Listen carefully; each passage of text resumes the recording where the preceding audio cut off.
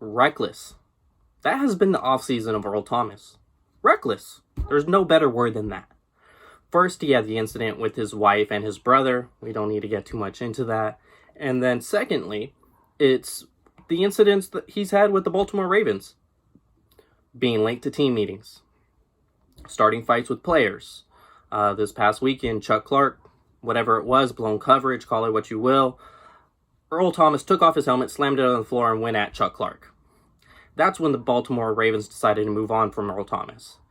And once that move became official, Ian Rapoport went ahead and listed the 49ers as a team to watch, whatever that means.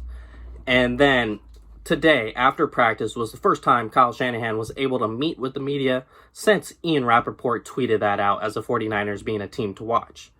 And as expected, Kyle Shanahan shot that down, saying the team does not have interest in Earl Thomas, and they like where they're currently constructed at the safety position. And then looking deeper into that, the 49ers have stayed away from players that have been controversial off the field or even on the field, which Earl Thomas currently is both right now. You had a star, a Hall of Fame wide receiver in Antonio Brown basically saying, hey, come get me. I'm posting Instagram and Twitter pictures in Niners uniforms, shaking hands with Jerry Rice. Come get me. 49ers said, no, thank you. And it comes down to that whole Reuben Foster saga. After dealing with that, they don't want to deal with players like this anymore. They're a professional organization. They don't want to have to babysit guys.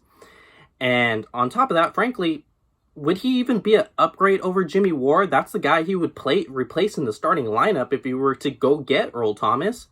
No, he hasn't.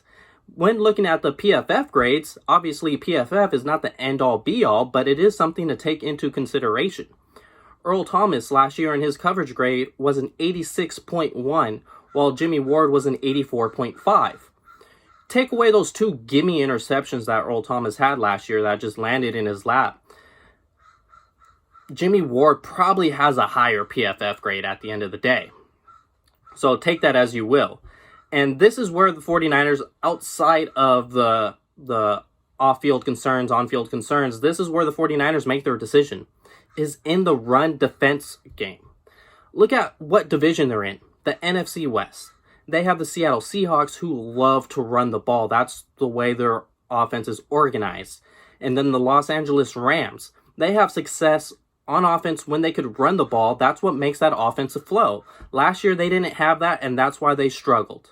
2018, they had that. They had a MVP candidate in Todd Gurley, and that offense went to the Super Bowl. And then you have the Arizona Cardinals. Kenyan Drake. He ran for 177 yards against the 49ers last season on a 5.7 yards per carry. You may think of Earl Thomas and Jimmy Ward as high safeties, but they're the last man of defense. Defending the run is very, very important in what they do in their job. And in doing so, Earl Thomas was very bad last season. I'm sure we all remember when Derrick Henry essentially used him as a blocker and pushed Earl Thomas out of the way and had his back towards Henry, not knowing what was going on. And PFF states that. Like I said, it's not the end-all be-all, but it backs it up. In the run game, Earl Thomas was a 53.2, and then when it came to tackling, he was a 55. Terrible. While Jimmy Ward was an 83.1 against the run and 77.9 in tackling. That is a major upgrade than what Earl Thomas is. And like I said, you take away Earl Thomas's two gimme interceptions, Jimmy Ward is currently the better player. Jimmy Ward has shown that he's been more instinctive in the pass defense. He's been jumping routes more in training camp this year than what he did last season. Last season was his only full season as a starting free safety, so he can only get better. I would expect him to jump a couple routes this season for an interception, if he holds on, because he has dropped a couple passes in training camp, which is understood. He's on defense. And so it's a no-brainer when it comes to making a decision.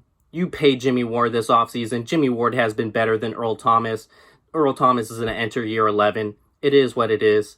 And the 49ers are better moving forward without Earl Thomas. Stay tuned. Sports Illustrated, Leo Luna.